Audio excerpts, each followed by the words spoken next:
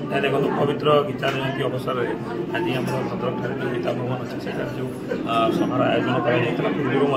Guitar श्लोक आवृत्ति प्रतियोगिता विभिन्न क्विज प्रतियोगिता मान कर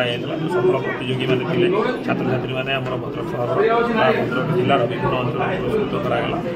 ये जो प्रयास करा जोटा कि धीरे धीरे आम संस्कृति दूरे जाऊे विशेषकर आम छात्र छात्री मैंने परवर्ती पीढ़ी जो मैंने अच्छे से जो गीतार महत्व कौन रही प्रति समस्त सचेतन कर जनमानस समाज में भल बार्ता निश्चित रूप से गीता भवन परिसर जो आयोजन कराई कमिटी आयोजन आमर पंडित संग्राम आचार्य अन्य जो कर्म समस्त धन्यवाद।